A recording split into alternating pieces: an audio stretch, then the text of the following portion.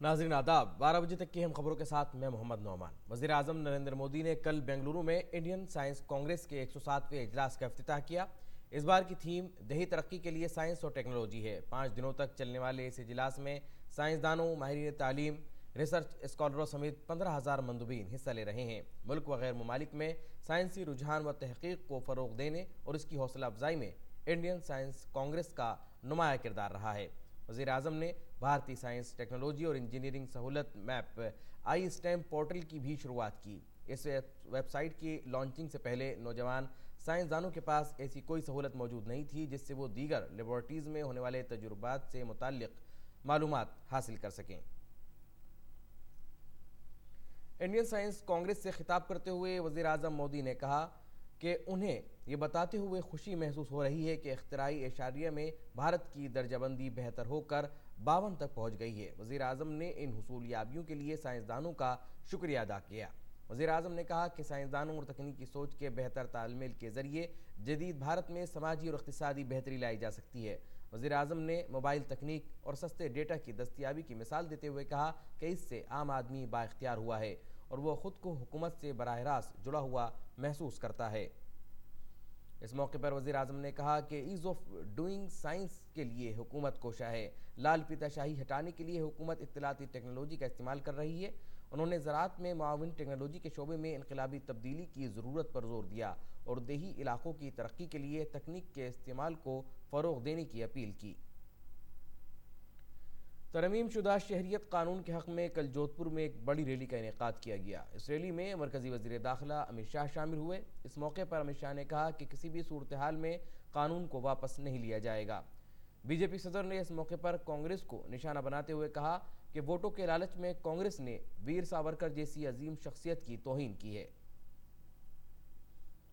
BJP के कारगुजार सदर JP Nadda ने गोवा में शहरियत तरमीमी कानून की हिमायत में हुई रैली में शिरकत की। उन्होंने इस कानून की अहमियत पर भी रोशनी डाली। मरकज़ी वज़ीर पीयूष गोयल ने तरमीम शुदा शहरियत कानून की हिमायत में मुंबई में मुनक्किद एक प्रोग्राम में कहा कि अपोजिशन तरमीम शुदा शहरियत कानून के सिलसिले में अवाम को गुमराह कर रही है। उन्होंने कहा कि बीजेपी इस गुमराह कुन प्रोपेगेंडे को दूर करने के लिए मुल्क गिर सतह पर अवाम से राब्ता करेगी।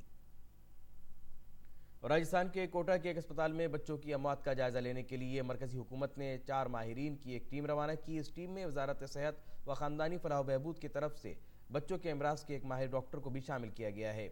इस आला सतही टीम में जोधपुर एम्स के माहिर डॉक्टर और जयपुर के सेहत खिदमात के रीजनल डायरेक्टर भी शामिल हैं। काबिल ज़िक्र है कि 1 दिसंबर के बाद से इस अस्पताल में 100 बच्चों की जानें जा चुकी हैं। और ऑस्ट्रेलिया के जंगलात में लगी आग को बुझाने की मुहिम जोरों पर है। ज़राए के मुताबिक 5 फौजी हेलीकॉप्टरों और बहरिया के 2 जहाज़ों को फायर ब्रिगेड की मदद के लिए तैनात किया गया है। ऑस्ट्रेलिया के जंगलात में आतिशज़दगी के सबब बड़े पैमाने पर जानी व माली नुकसान हुआ है। कई हज़ार लोग अब भी इस आग की जद में हैं जिन्हें बचाने और राहत पहुँचाने का काम जारी है। इस दौरान वज़ीर आज़म नरेंद्र मोदी ने जुमे को अपने ऑस्ट्रेलियाई हम मनसब स्कॉट मॉरिसन से टेलीफोन पर बातचीत की और वहाँ जंगलों में लगी आग के सबब हुए जानो माल के नुकसान पर भारत की तरफ से शदीद रंजो गम का इजहार किया। वाज़ेह है कि ऑस्ट्रेलिया में आतिशज़दगी के वाक़े के सबब वज़ीर आज़म स्कॉट मॉरिसन ने 13 जनवरी से शुरू होने वाला अपना भारत दौरा रद्द कर दिया है। ईरान के सुप्रीम लीडर आयतुल्लाह अली ख़ामनई ने जनरल क़ासिम सुलेमानी का कत्ल का बदला लेने का ऐलान किया है। अपने एक बयान में उन्होंने कहा है कि सख्त इंतकाम उन मुजरिमों का मुंतज़िर है जिन्होंने सुलेमानी और दीगर के खून से गुज़िश्ता रात अपने हाथ रंगे हैं। ईरान ने जनरल सुलेमानी की मौत पर 3 रोज़ा शोक का ऐलान भी किया है। क़ासिम सुलेमानी को इराक़ की राजधानी बगदाद में अमेरिका ने एक हवाई हमले में हलाक किया है। नाज़रीन, इसी के साथ ये बुलेटिन यही मुकम्मल होता है। अगला बुलेटिन पेश 6 बजे। तब तक के लिए इजाज़त दीजिए। शब बख़ैर।